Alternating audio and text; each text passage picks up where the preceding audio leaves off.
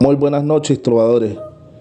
Los siguientes relatos fueron escritos tomando como referencia a monstruos reales, a los peores criminales que la humanidad haya conocido.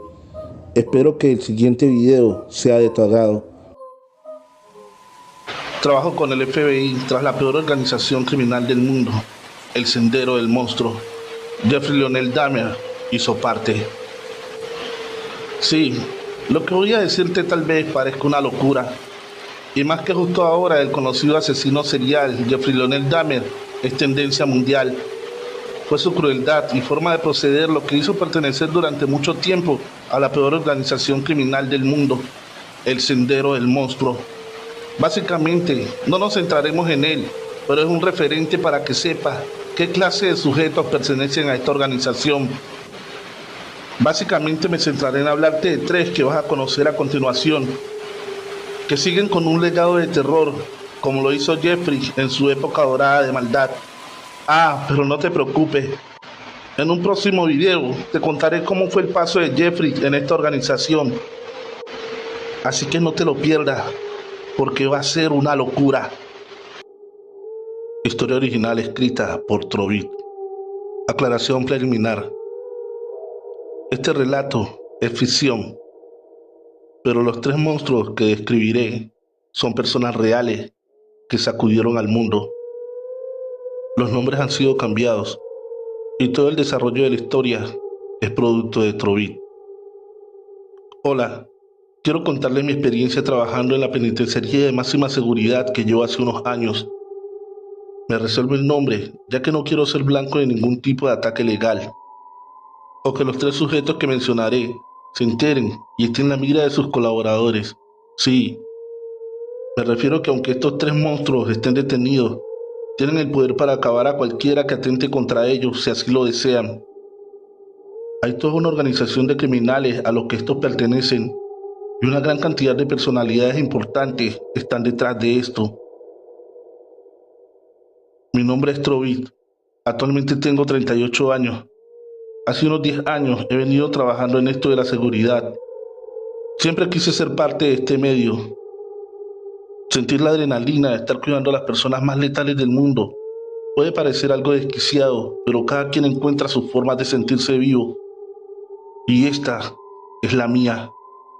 Pero las atrocidades que he escuchado en este lugar harían vomitar a cualquiera. Yo ya lo hice muchas veces hasta que me acostumbré a estos horrores.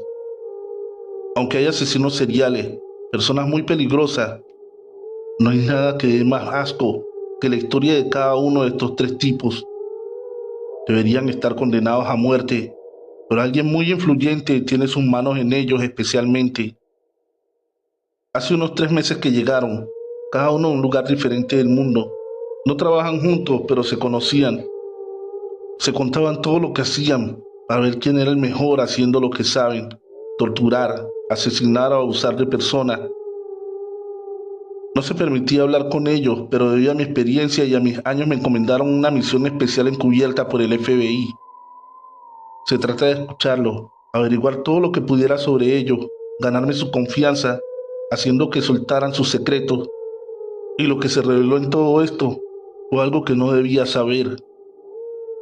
Los monstruos como ellos no solo son producto de la decadencia de la familia. Hay una organización manejada por grandes personalidades de todas partes del mundo, que van desde los políticos hasta famosos del espectáculo.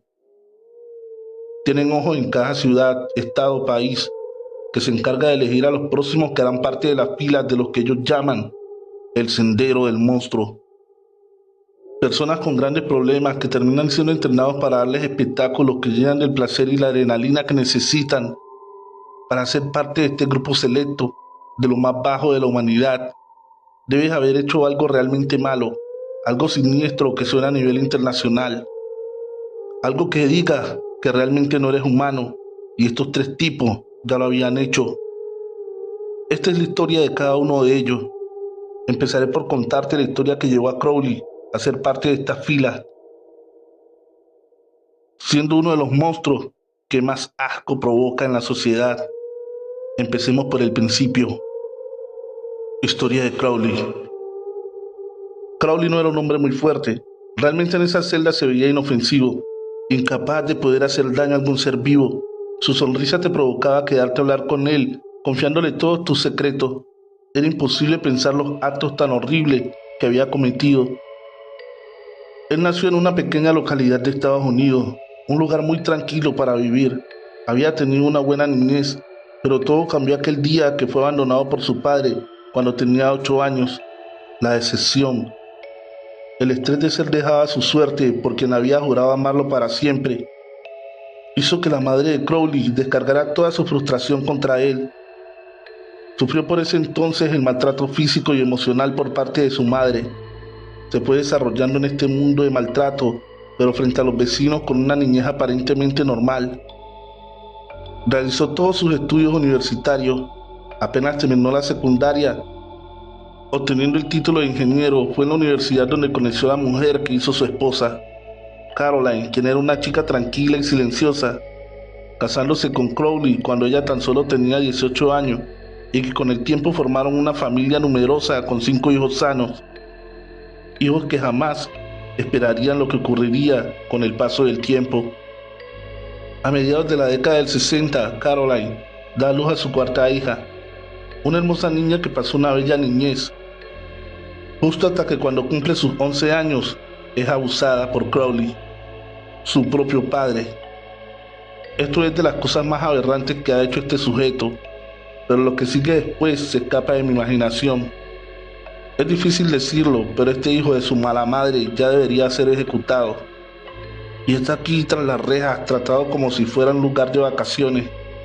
A veces quisiera ser yo mismo quien acabe con él, con mis propias manos, pero debo controlarme, seguir su juego, aprender un poco más para dar con esa organización. En la década del 80, la hija de Crowley no se esperaba lo que siguió. El verdadero calvario daría inicio. Le pidió ayuda para llevar algunas cosas hacia el sótano, el cual desde hacía un tiempo había estado rediseñando, organizándolo para que fuera un lugar cómodo, como una habitación acogedora. Al ingresar, no esperó más y tomó a su hija por la fuerza con cloroformo, dejándola inconsciente y encerrada en ese lugar como ya lo venía planeando. La dejó sobre una cama encadenada con la boca amordazada para que no se escucharan sus gritos al despertar. Así pasaron varios días sin que se supiera de su hija. Caroline esperó pacientemente que llegara. Pensaba que le había molestado algo, entonces le daría un pequeño susto, pero no fue así. Una persona no se va por tanto tiempo, pensaba, sin al menos dejar algún mensaje. Debido a esto, ella interpuso una denuncia por desaparición de su hija. Tenía esperanzas que la encontraran rápido, pero Crowley, viendo el peligro de la investigación que podría ser descubierto, ideó un plan para convencer a Caroline. Entonces le dijo que su hija se había ido con una secta religiosa, que ella le decía que hace mucho quería irse, pero él no había dicho nada para no lastimarla. Es de esta forma que este desgraciado logra que se retire la demanda y las autoridades decidan no buscarla. Todo le había salido como planeó. Los horrores apenas comenzaban y se deleitaba con pensar en todo lo que podía hacerle ahora. Desde aquella vez en que logró hacer que retiraran la demanda para buscarla, habían pasado ya 24 años. Largos años en los que el abuso era la orden del día. El miedo vivía en esa habitación en el sótano. Este sujeto mantuvo secuestrada a su propia hija. La tomaba cuando quería, la castigaba para mostrar quién mandaba. Estaba domesticándola mientras la hacía suya. Qué aberrante sujeto. De esa manera tuvieron 7 hijos, fruto de la decadencia de ese pederasta. Entre sus hijos hubo gemelos, pero uno de ellos murió después de nacer. Fue así como para deshacerse del cuerpo, Crowley decide quemarlo. A mediados de abril de 2008, la hija mayor, es decir, la nieta hija de Crowley, de nombre Lillian, con 19 años de edad, sufría una enfermedad rara.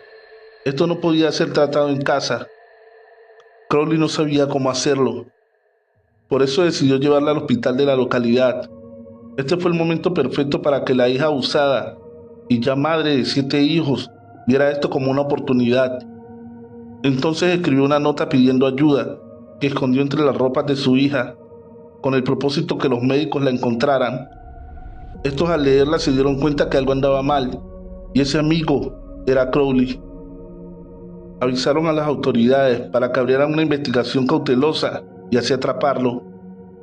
El 28 de abril de 2008, Crowley, con 63 años de edad, fue acusado por asesinato, violación, incesto, coacción, esclavización. Esto le acarreó una condena a cadena perpetua, además de asegurarle un puesto en el Sendero del Monstruo. Fue trasladado de la prisión de su localidad a una de máxima seguridad, pero esta está controlada por personas muy importantes que les deleitó la historia de él, y los planes que le tenían solo se los dirían después de tratarlo como al mejor huésped. Por otro lado, su hija ahora vive en un pequeño condado llevando una vida aparentemente normal, porque después de tantos años no podía saber los traumas que ha dejado todo. Por eso constantemente está en terapia psicológica con sus hijos, que también son sus hermanos. Una niñez infeliz y crecer en una familia disfuncional puede generar trastornos psicológicos que cuando somos adultos marcan nuestras vidas y de los que nos rodean.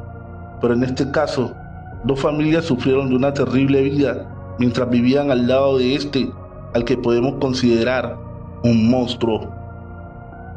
Saben que eso es solo lo que las autoridades conocen de Crowley, porque realmente ha llevado un historial de abuso y asesinatos en diferentes localidades de su país sin ser descubierto. Aprovechaba algunos días para saciarse, acabando cruelmente con la vida de cualquiera que seleccionaba como su víctima. Le hacía seguimiento semanas hasta que por fin hacía parte de su larga lista de personas que jamás encontraron. Pero esto no se había dicho cuando le condenaron, o tal vez no habría alcanzado a llegar a esta prisión. Pero sobre todo esto queda la duda de si su esposa en verdad no sabía que su hija estaba secuestrada en el sótano. Es perturbador, e incluso podría pensar que fue cómplice en todos estos años del peor de los maltratos. Con esto queda claro por qué Crowley hace parte del Sendero del Monstruo. Su historial y estadística de víctimas le dieron su lugar entre los anales de las peores personas que han existido. Él no conocía de la organización hasta el momento en que alguien vestido de negro llegó a la prisión y le entregó una carta, que realmente era una invitación. En ella había una pequeña placa que decía: "Bienvenido al despertar", a quienes gobiernan el mundo tras bambalinas. Los que conocen que la humanidad es cruel por naturaleza, esperamos contar con tu apoyo para deleitar a nuestros contribuyentes, haciendo lo que te gusta frente a todos. Por cierto, la madre de tus hijos está bien, la organización la mantiene vigilada, te pertenece, la quieres. Ella no sabe ni conocerá jamás por qué quienes quieren intentar algo con ella desaparecen para no volver. Esta organización comenzó después de la Segunda Guerra Mundial. Fue en esta que se vivieron horrores inimaginables, y una de las causales de la guerra fue crear algo que mantuviera el deleite de las personas poderosas que manejaron la misma.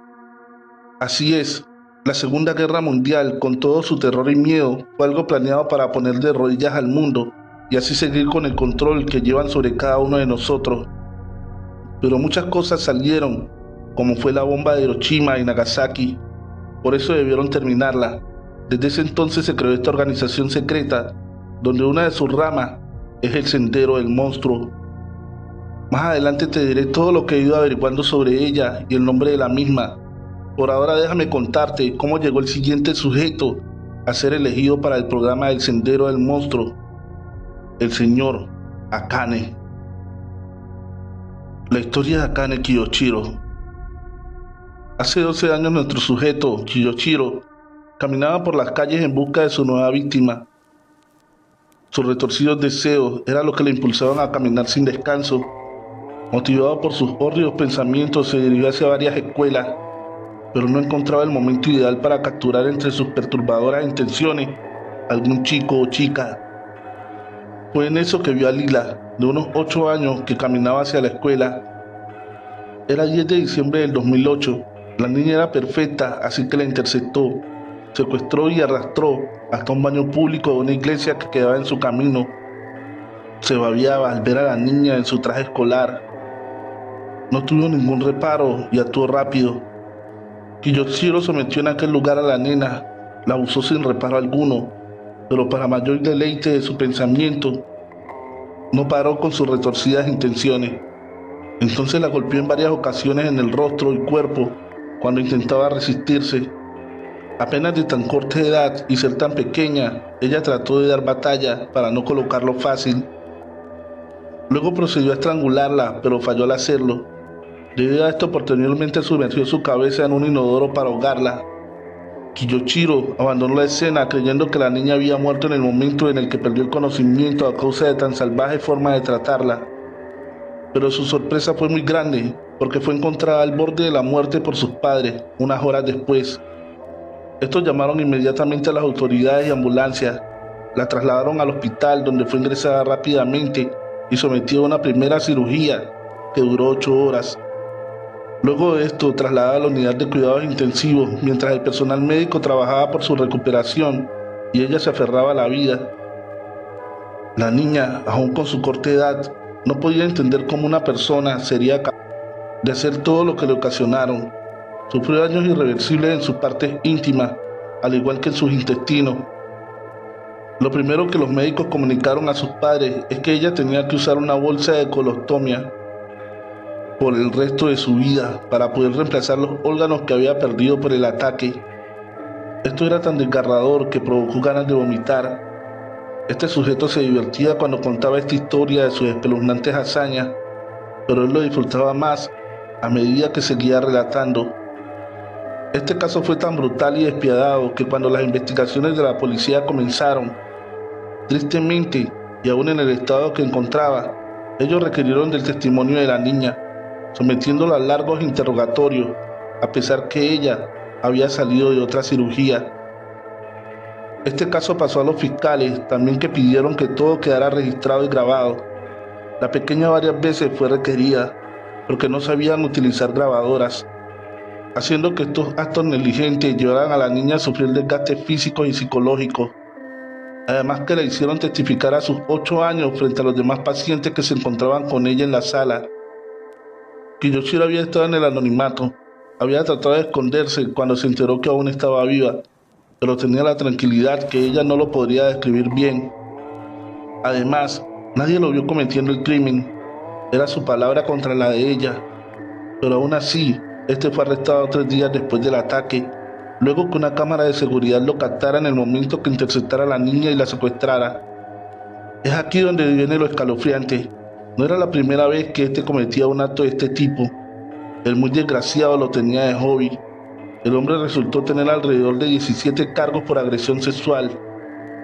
¿Cómo era posible que anduviera a su antojo en las calles?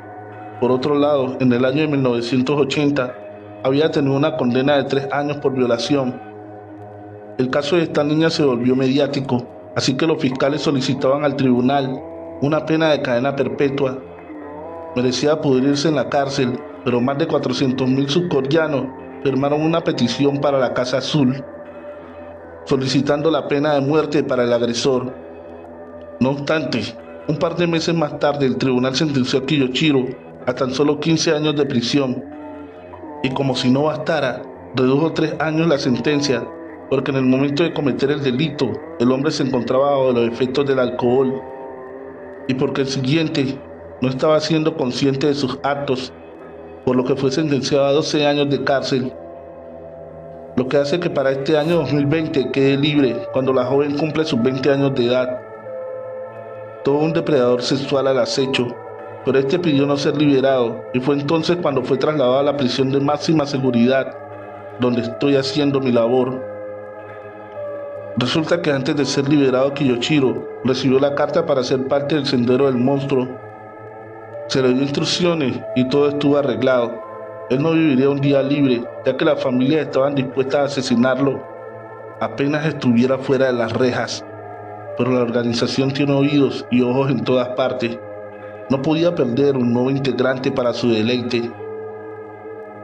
El Ministerio de Igualdad de Género y Familia de Corea del Sur cuentan que solo la mitad de los delitos sexuales cometidos contra niños de 13 años o menores resultaron en una sentencia de cárcel, y el resto recibió una libertad condicional o una multa entre 2010 y 2015.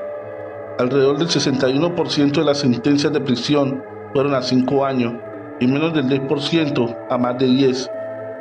En el año 2008, los casos de agresión sexual con denuncias realizadas por la familia resultaron en sentencias menores de 5 años, con depravados sueltos en las calles. Así está la decadencia del país. Lee Yuan-do, un funcionario del Departamento de Protección Sexual para Niños y Adolescentes, dijo que no se han realizado investigaciones oficiales sobre la causa del aumento, incluso que la sociedad no había normalizado el informe activo de agresión sexual y que se culpa parcialmente a las víctimas por la agresión. En ese mismo año 2008, la sociedad coreana fue sacudida por la noticia de la escuela Tokio, en la que los estudiantes estaban sufriendo abusos sexuales. Al sudeste de Seúl, los niños abusaban de compañeros menores al simular las conductas de videos pornográficos. Los que revisaban eran aislados e incluso golpeados. En varias ocasiones, los que habían sido acosados abusaban sexualmente de otros compañeros. Lo más bajo de la humanidad se había destapado gracias al alocado del monstruo Kiyoshiro. Él era solo un reflejo de lo que pasaba tras bambalinas en el país, pero aún así no dejaba de ser aberrante y perturbador toda esta situación. Cuentan que si en algún momento él pisa el suelo surcoreano, no lo va a matar, lo dejarán vivir, torturándolo por muchos años sin dejarlo morir. Y por último, esta es la forma como Miguel se ganó el pase para entrar al sendero. Definitivamente, los tres dan asco. Si pudiera, los mataría ahora mismo, pero eso solo me traería problemas gigantes. Ya no me siento seguro aquí por conocer estos secretos y aquella organización. Ellos no dejan cables sueltos. Manipulan la prensa, la televisión, casi todos los medios de comunicación. Esto es algo muy grande para mí. Pero aún así, debo contarte la historia del tercer sujeto. La historia de Miguel, el monstruo peruano. Aparentemente un joven normal, buen vecino, trabajador, con apenas 25 años de edad. En un año cometió grandes atrocidades de violaciones y asesinatos entre los años de 1995 al 96, para un total de 13 víctimas. Al ser descubierto y detenido, fue condenado a cadena perpetua. Pero ustedes ya saben cómo es esto. La organización llegó hasta él con la invitación, sacándolo del país para ser parte de sus filas en el sendero. Parecía que estuvieran formando un ejército de depravados, algo que solo se piensa encontrar en lugares como la Deep Web. Su noticia no solo fue en su país, salió al ámbito internacional, donde le calificaron con el seudónimo de la Bestia. Confesó todos sus crímenes frente al mundo, no escatimó en detalle que abusó sexualmente y asesinó al menos a 12 niñas, según informaciones facilitadas por la policía y los agentes de investigación. El informe de la prensa sobre el caso fue: Miguel Fuji fue detenido la semana pasada en una localidad pequeña cerca de Lima, en el departamento de Ica, unos 300 kilómetros al sur. El criminal fue localizado y retenido por varios obreros que oyeron los gritos de auxilio de una niña en un paraje abandonado, donde la policía descubrió los cadáveres de otras 4 menores en un pozo. Era su lugar preferido para cometer sus fechorías. El portavoz de la policía informó que Miguel confesó con frialdad sus crímenes y explicó que antes de atacar a una niña, la seguía durante 2 o 3 días y después la llevaba con engaño a algún lugar apartado. Bajo el asombro de todo, confesó que habían 8 asesinatos más que había perpetuado por todo el país, dando las ubicaciones de los cuerpos, siempre arrojándolos en pozos. Estos últimos 4, al ser descubierto con la niña, trató de darse a la huida para evadir el acoso policial, que le seguía los pasos desde mayo pasado, cuando había sido detenido y puesto en libertad por falta de pruebas. El cadáver de la última niña asesinada en Lima fue hallado a solo 25 metros de la choza donde vivía Miguel, su madre, en un barrio humilde en un distrito. Había sido torturada, abusada y estrangulada de forma brutal por parte de él. Hacer esto era lo que más placer le provocaba. El diablo en persona era este sujeto. Su objetivo solo eran las menores, pero todo llega a su fin. Por eso Miguel fue capturado por 2 campesinos que lo sorprendieron cuando intentaba abusar de la menor. El miércoles 4 de septiembre ocurrió el desenlace al caer la tarde. Los hermanos campesinos de 28 y 25 años terminaban sus faenas en un predio de 5.000 metros a 6 kilómetros de Ica, al borde de la carretera, entre dos distritos que no quiero mencionar. Ellos observaron que un sujeto flaco ingresaba al fondo, llevando de la mano una niña furtivamente, a través de un pequeño forado hecho en el cerco de ladrillo. Se sobresaltaron. La noticia de las desapariciones también los tenía preocupados y decidieron salir de dudas. Siguieron los pasos del hombrecito y su presa y los vieron entrar a una choza abandonada. Derribaron la endeble portezuela y allí se dieron a cara con el horror. La pequeña yacía llorando sobre el piso semidesnuda y el criminal se disponía a violentarla sexualmente. Al verse sorprendido, salió disparado por la misma puerta y con un pequeño puñal en la mano derecha. El mayor no dudó en salir a perseguirlo, mientras su otro hermano permaneció al cuidado de la niña. El que salió a la carrera detrás del violador lo alcanzó después de intensa persecución a través de 5 cuadras. Lo acorraló, pero este intentó defenderse con el puñal y su perseguidor pidió auxilio a gritos. El sujeto volvió a correr y se metió a su casa. El perseguidor gritó: «Aquí está el asesino». Al oírlo, los vecinos salieron de sus casas y armados de piedras y palos cazaron al prófugo, quien no tuvo más remedio que rendirse. Lo ataron y a rastras lo condujeron hasta el puesto policial, donde procedieron a entregarlo. Lo que sorprendió a la familia de los periodistas fue que al día siguiente un oficial de la policía se presentó ante la prensa y muy orondo atribuyó a su trabajo la captura del violador. Pero la tarea no estaba concluida. Ya tenían al violador asesino, pero no los cuerpos del delito. Otra vez fue la población la que resolvió el enigma. Brigadas de pobladores organizados rastrearon lugares dudosos, comenzando por los terrenos adyacentes al Fundo Buendía y a la casa de Miguel. Familiares directos de las víctimas, amigos y pobladores recuerdan que al producirse la primera desaparición, la denuncia fue puesta en la comisaría, donde les dijeron: «Tienen que pasar 24 horas para que se considere una persona como desaparecida». Los padres de las menores discutieron con los policías. Les recordaron que muy cerca, en Lima, se habían cometido varios crímenes contra niñas después de sus desapariciones. No tuvieron respuesta y se fueron. A mediados de julio ya eran 3 las desaparecidas, sin dejar rastros y en circunstancias similares. Las menores se fumaban en las calles, siempre solas. Nadie escuchó gritos ni señales de violencia, lo que permitía suponer que el secuestrador las seguía. Calculaba sus pasos y luego las llevaba con engaños. La tercera semana de agosto, la gente bordeaba del pánico. Se había evaporado 2 niñas, mas ya iban 6. No había pistas de responsables y la policía no entraba en acción.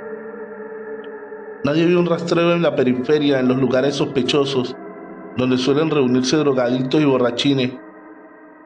Ante la presión de la prensa, sobre todo de las radios locales, un oficial fue a una emisora y los acusó de alarmistas. Después de tener el pase de cortesía de la organización, Miguel fue trasladado a la prisión de máxima seguridad donde estoy. Es aquí donde comienza a relacionarse con Kiyoshiro y Crowley, donde se cuentan todo lo que les espera cuando la organización los haga aparecer por muertos y los saque del lugar, cambiando su identidad. Ahora esos 3 monstruos pertenecen a algo poderoso y peligroso como ellos, que cree que la verdadera naturaleza humana se muestra cuando eres despiadado y cruel. Creo que para seguir con todo esto tendría que arriesgar mi propia vida, pero la verdad, prefiero seguir esta vida como guarda de prisión, porque hace poco acabo de enterarme que las familias de cada uno de los que trabajan aquí están vigiladas. Si en algún momento abrimos la boca para decir algo, arrasan con todos. No debía aceptar tratar de descubrir lo que había detrás de estos sujetos. Ahora bien, si quieres que siga actualizando sobre lo que sigue pasando detrás de la peor organización criminal del mundo, el Sendero del Monstruo, dale fuerte al botón de suscripción y activa la campanita de notificaciones. Trabajo con el FBI tras la peor organización criminal del mundo. Y esta es la verdadera historia de Jeffrey Dahmer, el caníbal de Milwaukee, y cómo se hizo acreedor al sendero del monstruo. Jeffrey Dahmer, nacido en West Allis, Wisconsin, el 21 de mayo de 1960, un asesino en serie que conmovió a la sociedad norteamericana, bla, bla, bla, bla, bla. Eso es mucho de lo que se ha publicado sobre nuestro sujeto pero realmente tiene una historia oculta. Una historia que solo conocen aquellos que están dentro de la organización del Sendero del Monstruo. Y es sobre eso que quiero hablarte. En la actualización pasada te decía que no estaba seguro si continuar con esto de ser agente encubierto para el FBI, debido a que toda mi familia está en riesgo. Pero qué tonto fui.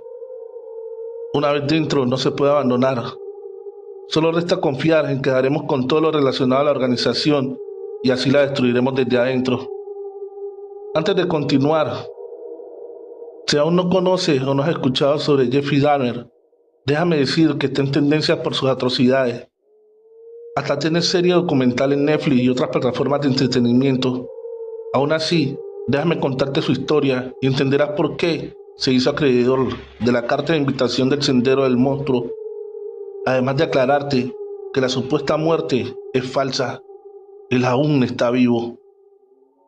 Primero, voy a contarte lo que puedes llegar a saber de acuerdo a todos los documentales y entrevistas realizadas sobre Jeffrey.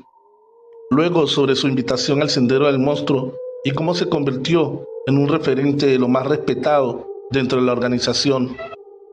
Al contrario que otros asesinos en serie que muestran trastornos del comportamiento, Dahmer creció en un ambiente estructurado.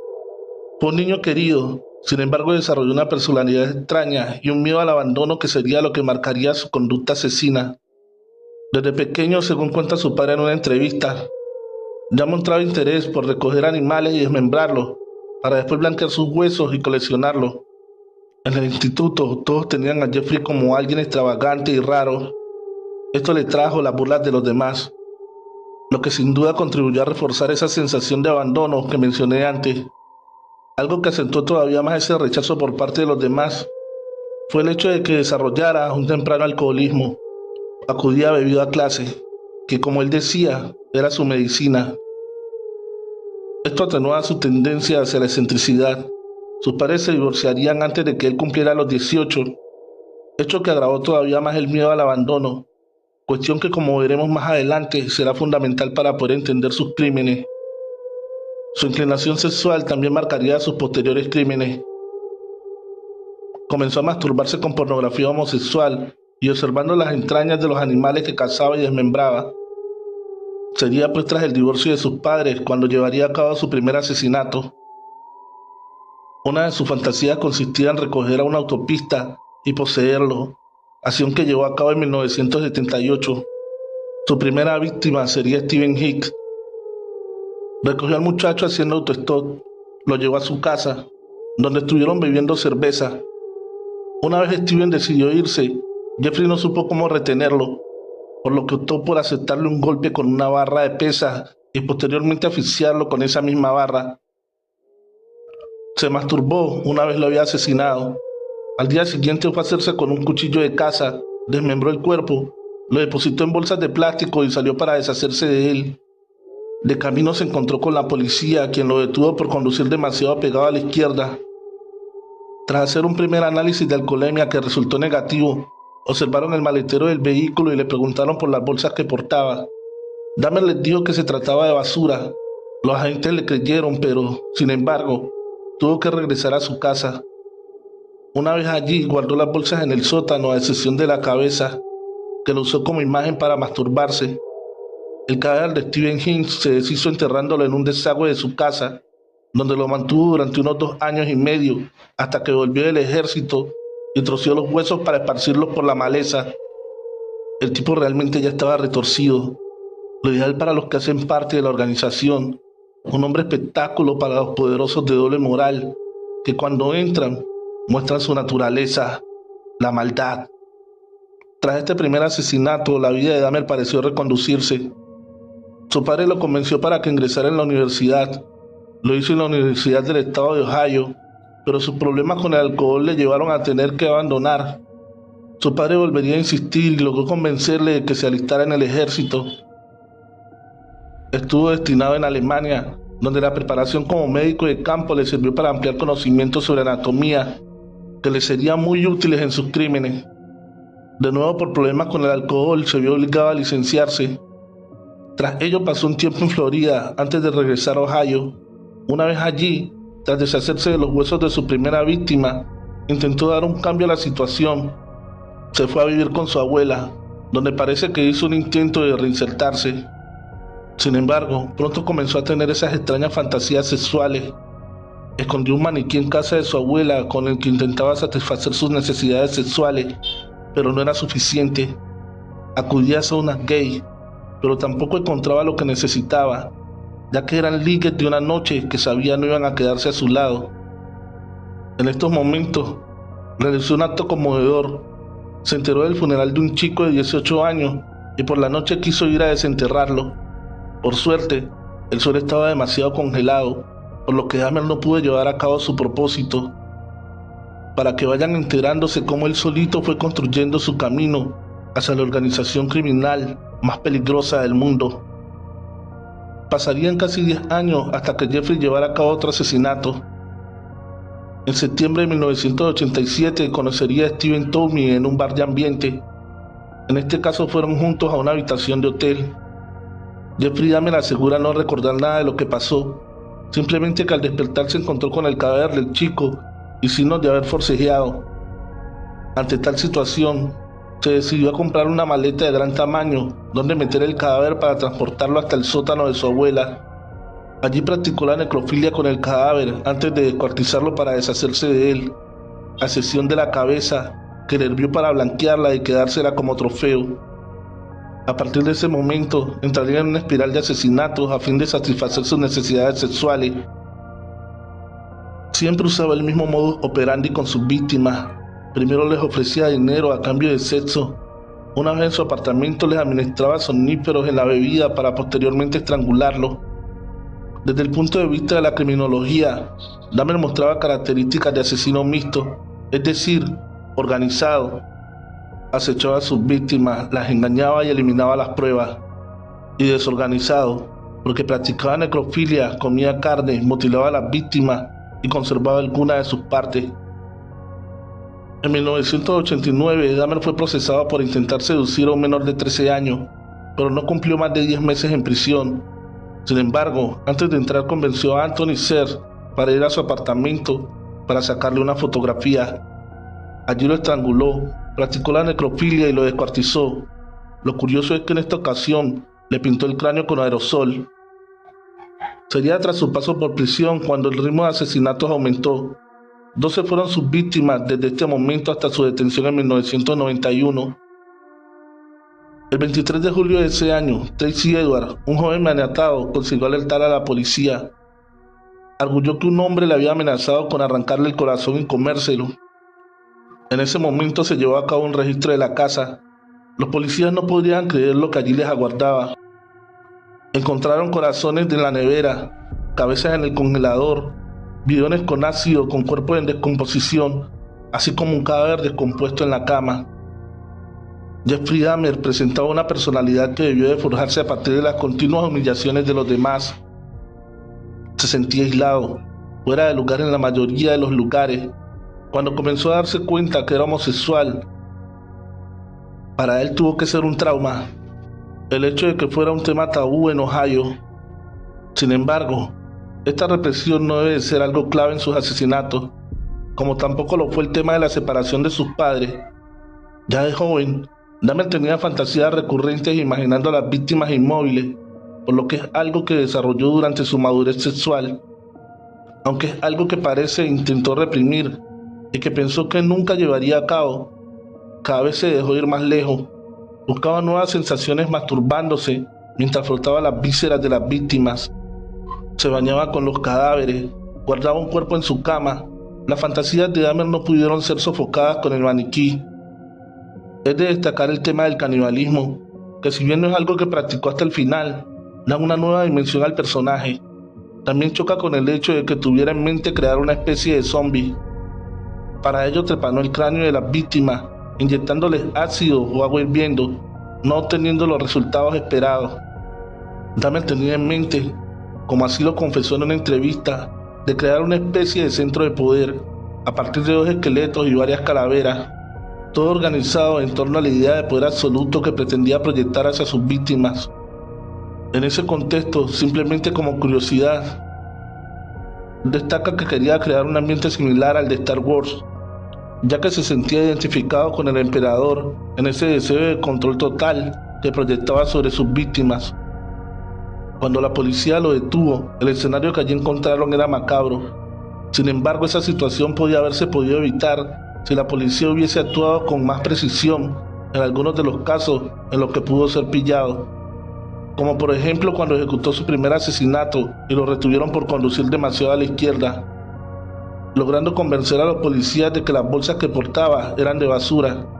En otra ocasión, un joven de 14 años llamado Conerak Sintaxophone, hermano de Keyson Sintaxophone, cuya denuncia llevó a Dahmer a prisión por primera vez por intento de seducir a un menor, fue llevado al apartamento de Jeffrey donde, tras haberle drogado, que era su procedimiento habitual, le trepanó el cráneo y le vertió ácido. En plena faena decidió ir a tomar una cerveza antes de que cerrara el bar, pero cuando salió se encontró al joven desnudo y rodeado de la policía. Estos le ayudaron a subir al joven hasta su apartamento y a pesar del hedor que desprendía el piso, no registraron ni dejaron al joven en manos de su asesino. En otra ocasión, una víctima llamó dando la dirección y diciendo el nombre de su asesino, pero no fue tenido en cuenta. Ante esto, Dahmer se creía totalmente impune, debido a que, sin esconderse demasiado, había pasado desapercibido. Gracias a que a Dahmer le gustaba sacar fotografías de todo el proceso, hay un impactante archivo sobre el caso, ya que se contaron con 83 Polaroids sacadas por él mismo. Jeffrey nunca negó los hechos, se mostró arrepentido, pidió disculpas a la familia de sus víctimas y a la suya propia. Este personaje desmonta todas las teorías del psicoanálisis convencional, porque ningún hecho fue lo bastante dramático como para marcarle de por vida y empujarle a esa vida de asesinatos.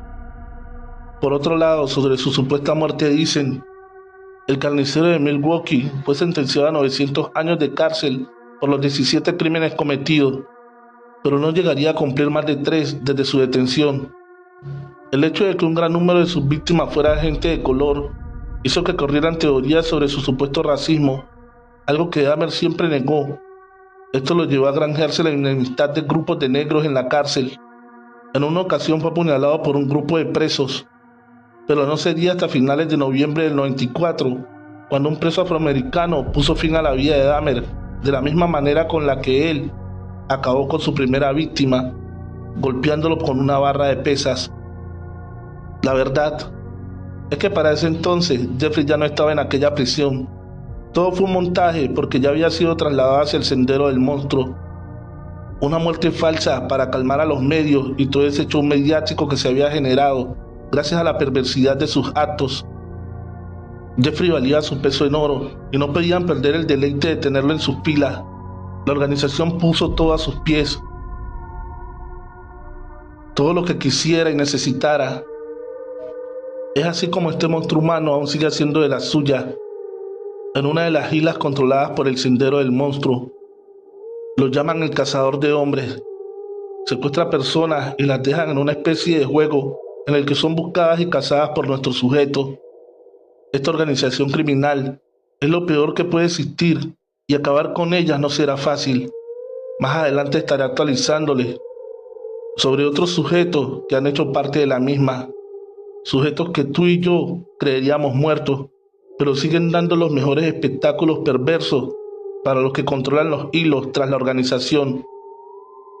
Recuerda suscribirte y activar la campanita de notificaciones para que estés al tanto de si sigo vivo o no. Trovadores, hemos llegado al final de este episodio.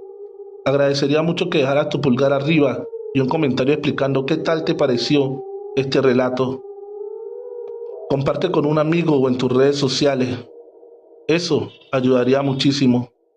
Feliz noche, trovadores, amantes de cuentos de terror.